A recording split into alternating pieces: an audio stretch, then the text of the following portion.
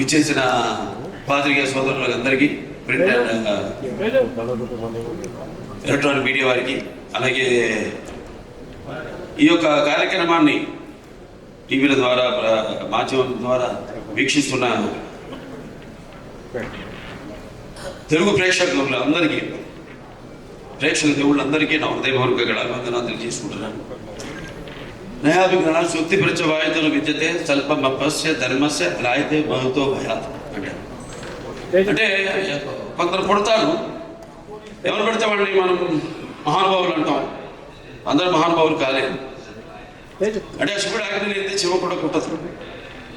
అంటే ఉపకరణం ఆ భగవంతుడు ఎంచుకుంటాడు కొంతమందిని ఈ పని కోసం. అలా ఇవాళ మన భగవద్గీత ప్రచారకర్తలు గంగాధర శాస్త్రి గారు ఇంతకుముందు చెప్పారు, కొన్ని శ్లోకాలు చెప్పారు. వాటన్నిటికీ అర్థం ఇదే. నేను అన్నదానికి ఆయన ఇచ్చిన వివరణ అది. ఇవాళ చాలా సంతోషంగా ఉంది. ఇవాళ సినిమా విడుదలై ఇవాళ ఇంత విజయవంతంగా ప్రదర్శించబడుతున్నందుకు మా తెలుగు ప్రేక్షకుల దేవుళ్ళకి అందరికీ కాదు, యావత్ భారతదేశపు ప్రజలందరికీ నా హృదయపూర్వక కృతజ్ఞతాభివందనాలు తెలియజేసుకుంటున్నాను. మరి కృతజ్ఞతలు తెలియజేసుకున్నందుకు, ఎంత మంచి పాఠం ఇచ్చినందుకు మీరు కూడా రుణం తీర్చుకోవాలి. అంటే ఎప్పుడు అంటారు శత్రు రుణములు, లేకపోతే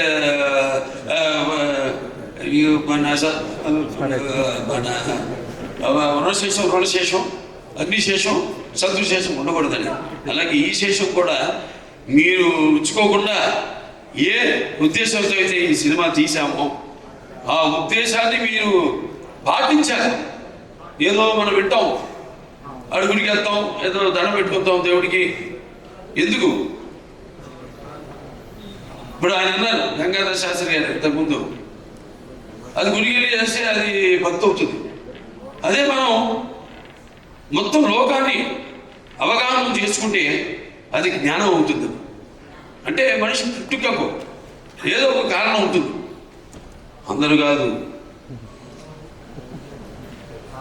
సరే, ఇవాళ ముందుగా ఆ తండ్రి గారిని తలుచుకోవటం, నా విద్యుత్ వాగర్త సంపర్కం వాగర్త ప్రతిపత్తి జగత పితరు వందే భారతీ పరమేశ్వరు అంటే ఆది దంపతులు అయిన ఆ శివపార్వతులు, వాళ్ళ ప్రతిరూపమే నా తల్లిదండ్రులు. ఎవరి తల్లిదండ్రులు అయినా ఆ భారతీ పరమేశ్వరుల యొక్క రూపాలు. నగాత్ర పరమంత్ర నమాతు పరదేవత నారే పరతస్సాత నామృతా బాధకం పరం. ఇది తల్లి ప్రార్థన. యస్మాత్ భారతోదయ ప్రాదుర్భుతుల భక్తి గురుణ సంతుల మాంసే శాస్త్రం తస్మై సర్వజ్ఞ మూర్తి పిత్రే. ఇది తండ్రి మంత్రం. అంటే మనం సగం దేహాన్ని నుంచి మనల్ని ఎటువంటి గురువులు దగ్గర ఎంతో మంది అందరూ సరస్వతి పుత్రులే. ఇక్కడ గంగాధర శాస్త్రి గారు ఉన్నారు, అలాగే అక్కడ మన దాసరి శ్యామ్ గారు అయితేనేమి, లేకపోతే మన నాకు ఉగ్నాథ శర్మ గారు అయితేనేమి, మన కళ్యాణ్ చక్రవర్తి గారు, అందరూ సరస్వతి పుత్రులు. సో వాళ్ళందరి దగ్గర ఇటువంటి మంచి పాఠాలు నేర్చుకోవడానికి, మంచి గీతాలు వినడానికి ఇటువంటి బ్రహ్మాండంగా అద్భుతంగా మన నందమూరి తపను అద్భుతంగా వాటిని చెప్పాడు. అతను పెట్ట సమంత ఒకటే. నాకు వచ్చిన అందరూ ఏమంటారంటే ఈనాడు సనాతన హిందూ ధర్మం మీసం వెలేసిందని ఈ సినిమా చూసి. అంటే మంత్రుల సాగన, అలాగే వేదం, అలాగే మన భారతదేశపు మూలాలు, మన ధర్మం, మన గర్వం, మన తేజస్సు కలిగిన సినిమా అఖండ అని అందరి ఆవాల గోపాలు. ఒక మన ఆంధ్ర తెలంగాణ రాష్ట్రాలే కాదు, లేకపోతే ఎక్కడ ఉన్నారో అక్కడ ఆ రాష్ట్రాలే కాదు, ప్రపంచం వల్ల గోడకి వస్తుంది. అంత అద్భుతమైన సినిమా మాకు అందించినందుకు మీ అందరికీ మా కృతజ్ఞతలు తెలియజేసుకుంటున్నాను. అలాగే అద్భుతమైన అంటే ఈ సినిమాలో ఒక్కొక్క డైలాగ్ ఒక్కొక్క అణిముత్యం అంటున్నాను.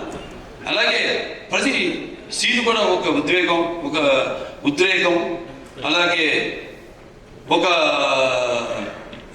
ఉత్తేజ ప్రకంపనం అంటున్నారు జనం ఈ సినిమాని చూసి. సో సినిమాని కేవలం ఈనాడు దైనందిన కార్యకలాపాల్లో పడిపోయి మనిషి తన అన్న వస్త్రాలతో పాటు ఈ యొక్క సినిమాని కూడా ఒక మాధ్యమంగా ఎంచుకున్నాడు, ఒక అవసరంగా. అంటే ఎవ్రీడే ఏమంటాం మనం, కన్స్యూమబుల్ కమోడిటీ, నిత్యవసర వస్తువుగా. మరి అటు ఎటువంటి సినిమాలు తీయాలి మనం అన్నది కూడా మనం ఆలోచించవలసిన అవసరం ఉంది ఇండస్ట్రీలో పెద్దలు. అటువంటిది ఈరోజు నాకు చాలా గర్వంగా ఉంది. నా 4 సినిమాలు, ఇది 5వది, 6 రాబోతుంది రేపో, దానికి కూడా చెప్పా. చరిత్రలో చాలా మంది ఉంటారు, కానీ సృష్టించిన చరిత్రని మరలా తిరిగి రాసి మరలా చరిత్రను సృష్టించేవాడు ఒకటే. అది ఆ తిరిగేది ఒక శక్తి. దాని కొనసాగింపు ఆ డైలాగులు అన్నాను, నేనే ఈ శక్తి, నాదే ఆ శక్తి అని.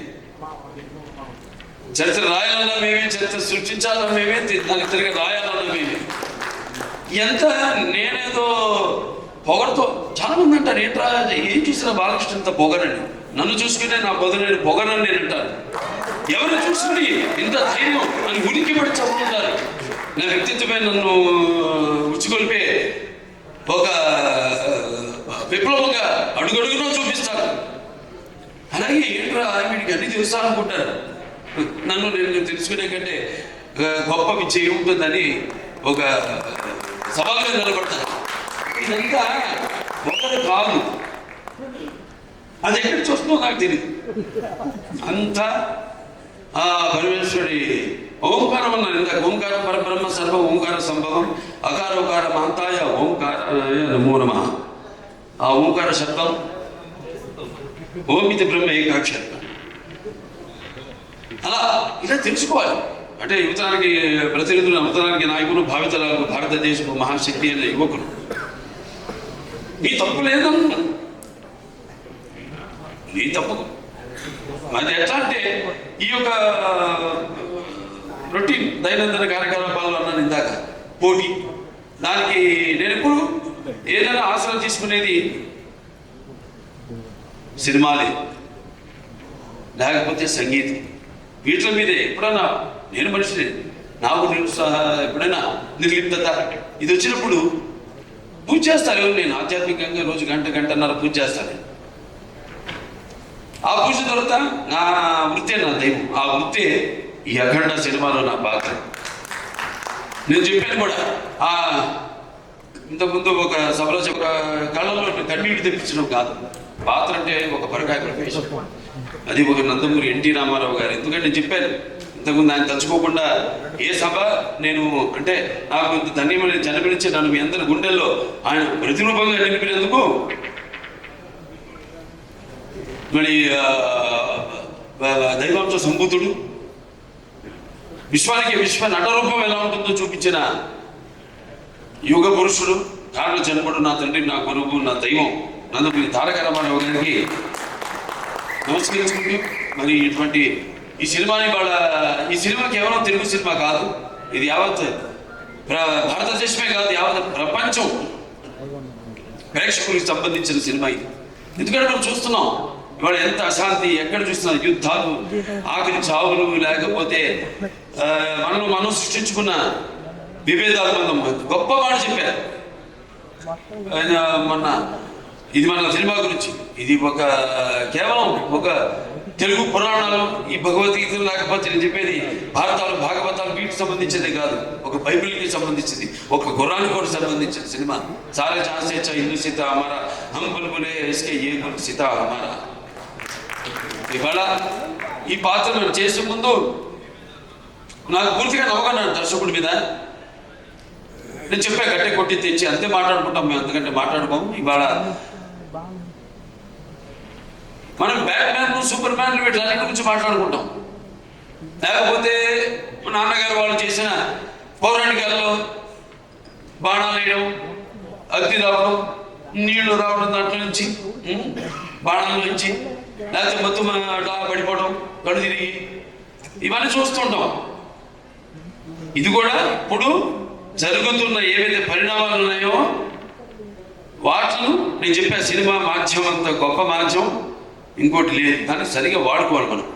దాన్ని మనం ఇప్పుడు ఇవాళ మన వేదాల నుంచే దాన్ని విశ్వనాథ శాస్త్రి గారు ఆనాడు జర్మన్ హిట్లర్ టైంలో ఆయన కిడ్నాప్ చేసి తీసుకెళ్ళిపోయి మన వేదాన్ని తర్జుమా చేసి అధర్వణ వేదంలోని ఈ కంప్యూటర్స్ ఏవైతే ఉన్నాయో లేకపోతే మిగతా ఈ అణు బాంబులు ఇవన్నీ కూడా కనిపెట్టింది ఆ వేదాల నుంచి. అలాగే శుశ్రూషుడు అని మన భారతీయుడు ఒక డాక్టర్ వైద్యుడు, ఆ రోజుల్లో ఋషి ఆయన, ఎటువంటి మత్తు ఇంజక్షన్ ఏమి ఎనస్థీషియా లేకుండా ఆపరేషన్ చేసిన మహానుభావుడు ఆయన. ఇవాళ ఆస్ట్రేలియాలో ఉంది, మెల్బోర్న్లో ఆయన ఫస్ట్ స్టాచ్యూ ఉంది అక్కడ, మెల్బోర్న్ యూనివర్సిటీ ఆఫ్ సర్జరీలో. ఇలా మనం చెప్పుకోవాలి. ఇలా మనం చెప్తే కానీ మన యువతరానికి అర్థం కాదు. కానీ నా అదృష్టం ఏంటంటే అందరు చెప్తే అందదు, అలా అందదు. నా సినిమాలు వాటికి 5వ సినిమా చెప్పారు. నా మొదటి సినిమా అఖండ, అది కూడా ఒక పరీక్షే. కోవిడ్ టైంలో విడుదలైంది సినిమా. అసలు జనం థియేటర్లో కొన్న టైంలో ధైర్యం చేసాం, భగవంతుడి మీద భారం వేసి సినిమా రిలీజ్ చేసాం. అఖండ విజయం సాధించింది అఖండ. ఆ తర్వాత మిగతా సినిమాలన్నీ అందరికి నిర్మాతలకి ధైర్యం వచ్చి వాళ్ళ సినిమాలని విడుదల చేయడం జరిగింది.